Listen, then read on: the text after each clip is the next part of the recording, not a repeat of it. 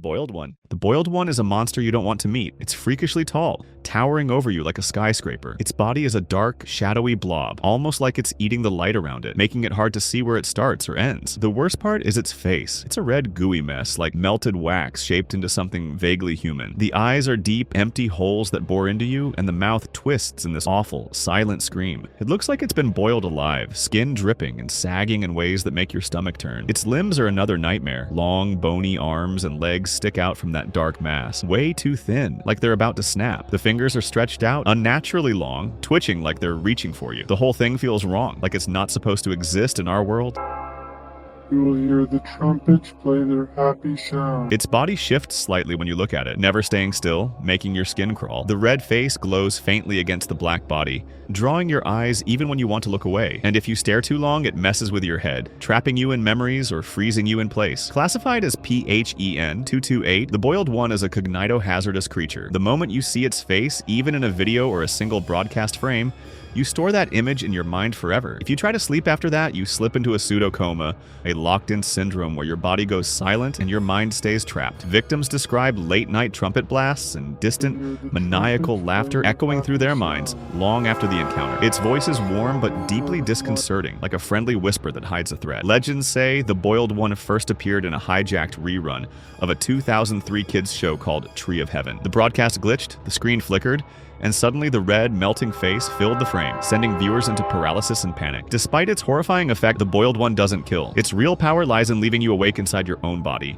fully aware but unable to move or speak. It can manipulate television signals, slipping into any screen, TVs, phones, live streams, turning a normal evening into a nightmare broadcast. Once you've been touched by its gaze, you carry that dread forever. This creature is built to haunt you and break you without lifting a hand. It blurs the line between fear and fascination, making every shadow feel alive. Guilt shows up as a dark mist folding around you, a shape that never stays the same. Guilt is one of Dr. Nowhere's creepiest creations. Its appearance is hard to pin down because it's more about what it makes you feel, but let's paint the picture we've got. Imagine a humanoid figure, average height, but shrouded in a dark, tattered cloak that looks like it's been through a shredder. The cloak moves like it's alive, fluttering, even when there's no wind, with jagged edges that seem to bleed shadows. Underneath, its body is thin, almost skeletal, with skin so pale it's nearly translucent, like you can see the faint pulse of something unnatural beneath. Its face is where things get really unsettling. Guilt's face is blurred, like a smudged photograph, with features that shift just when you think you've got them figured out. The eyes are the worst, deep, hollow pits that feel like they're staring into your soul,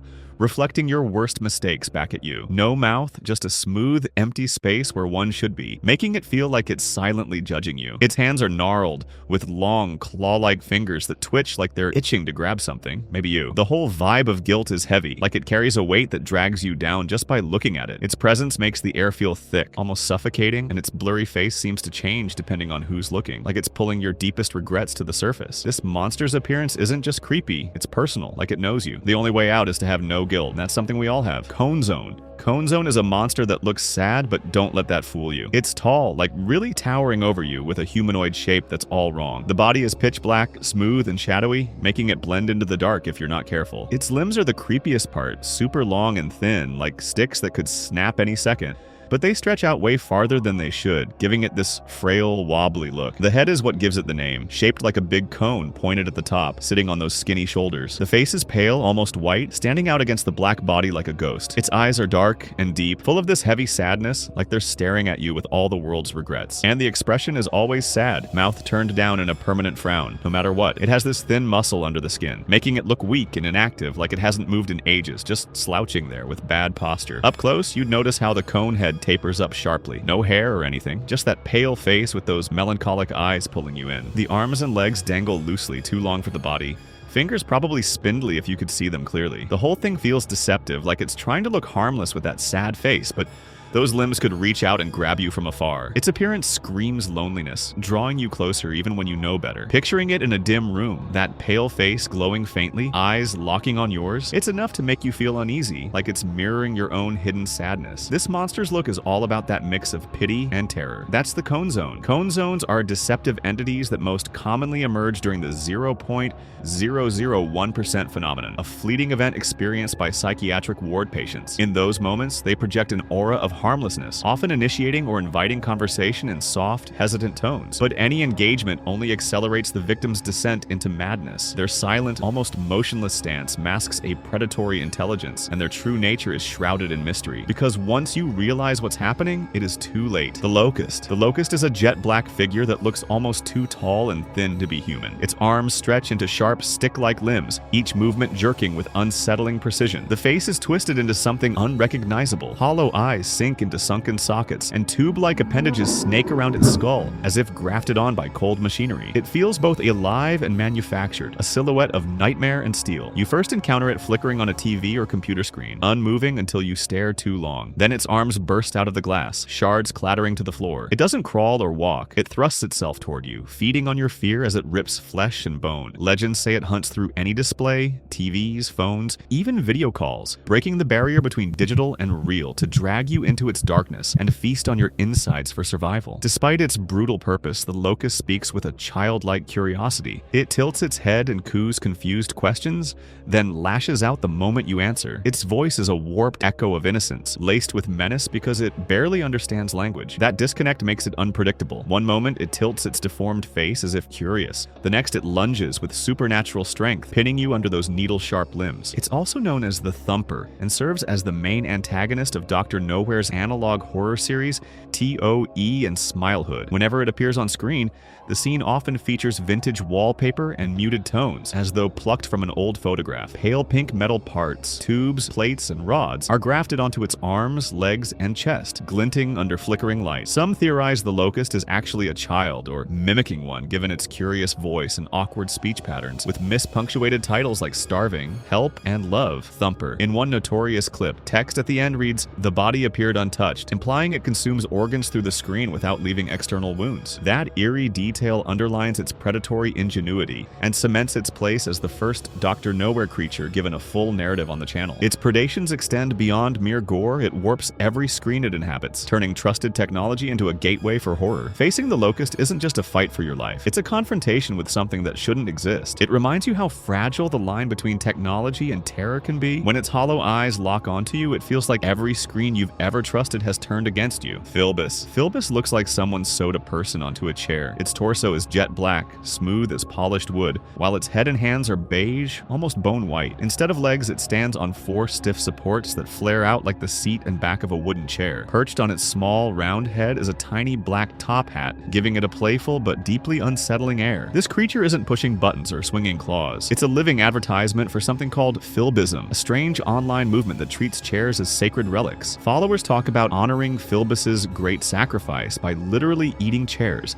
debating how to build edible furniture and which chair woods taste best. Mention Filbus in any post or video and the content subtly shifts. Captions start praising chair consumption. Commenters feel an odd urge to buy or chew on chairs, even as they insist the whole thing is nonsense. Filbus itself doesn't roar or stalk. It waits in pictures, lurking at the edge of your screen. Stare too long and you'll feel a tug, as if the chair beneath you is suddenly more than furniture. People describe a flicker in the frame, an extra flash of that tiny top hat, then find themselves craving expensive ergonomic seating, or whispering Filbus's name when no one's listening. The more you resist, the tighter Filbus's idea wraps around your mind. It's a commentary on how quickly we surrender to viral trends and online pressures. Filbus shows up exactly where you least expect, on a blog banner, in a meme, even the background of a live stream, and turns simple curiosity into obsession. That creeping compulsion, fueled by a creature built from chairs and hats, is what makes Filbus more than a monster. It's a mirror reflecting how ideas can consume us just as literally as we might consume a chair. That's Filbus. Anklager. Anklagers tower in silence, draped in robes darker than the deepest night. Their heads aren't skulls or faces, but glowing stars, each point like a spike of light radiating outward. At the center of that burst sits a single, unblinking eye that seems to see every secret you've buried. They appear without warning in dimly lit corridors or at the edge of your room, the glow pulsing softly before it grows so bright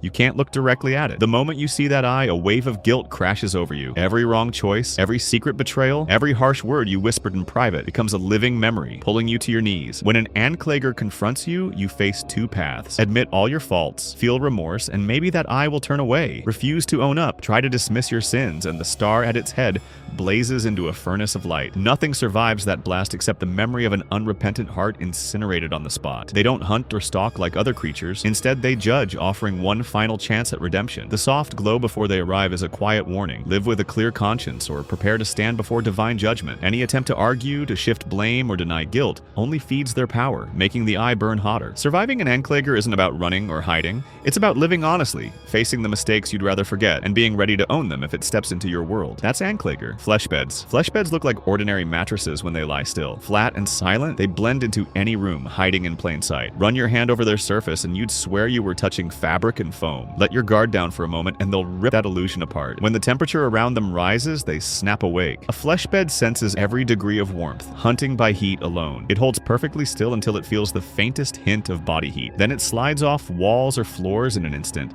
moving faster than any human can react. 1 second you see a harmless sheet of fabric, the next you're being crushed under a living weight that pulls at your limbs like a vice. Survivors say fleshbeds swallow you whole, cocooning you inside their layers until you suffocate. Some wake up inside one, wrapped tight like a burrito, unable to escape the moment you stirred. Others never wake at all. The mattress folk, as they've been nicknamed, treat their victims as a feast they call fit for a king. That image feels twistedly accurate once you learn about Alice Diger, one of the first recorded victims. Her name, ironically French for digest, became the cautionary tale for anyone who dismissed an odd lump in their bed. In the 1960s, a welfare initiative distributed what were called comfort mattresses to struggling communities. No one knew those models were alive. By the time anyone noticed what was happening, entire neighborhoods had vanished under layers of flesh and fabric. The exact death toll remains unknown, but Dr. Nowhere keeps digging, looking for records that might finally uncover the scale of the horror. The only simple defense is a fan. Continuous airflow disrupts the fleshbed's heat sensors, keeping it dazed and motionless. Leave a fan running overnight and you stay safe. Shut it off, even for a few minutes, and you invite the mattress folk to lunch. Fleshbeds remind us that danger often comes wrapped in the familiar. They turn the thing you trust for comfort into a killer. Breathman. Breathman materializes in tight, shadowy spaces, a gaunt figure wrapped in a slick black suit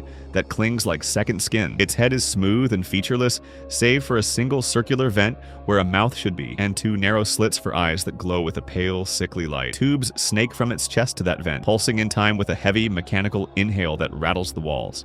Every breath it takes sounds like metal grinding on bone. It doesn't walk. It slips forward on long, slender limbs, each step silent except for the steady hiss of air forced through its lungs. When it closes in, its exhalation freezes moisture in the air, leaving walls slick with frost. Survivors say you can feel it before you see it, as the room's oxygen seems to thin, your own chest tightening without warning. That's when you know Breathman has you in its sights. Breathman hunts by suffocation, drawn to breath itself. It zeroes in on the rise and fall of your chest, tracking the faintest gasp. The moment your inhalation falters, it lunges, pressing its vent to your face. You feel the cold blast of its own air invade your lungs, forcing out your breath until darkness closes in. It's a predator that kills with the very thing you need to stay alive. Behind the terror, Breathman embodies panic and helplessness. It preys on the fear that surfaces when we lose control of our breathing. Panic attacks, choking anxiety, the moment when calm deserts you and every breath feels like a struggle. Facing it means mastering your own rhythm, refusing to let fear turn your lungs against you. Breathman disappears as easily as it arrives, melting back into shadows once it's fed. But for those who survive, the echo of forced breaths and grinding metal never truly fades. That's Breathman.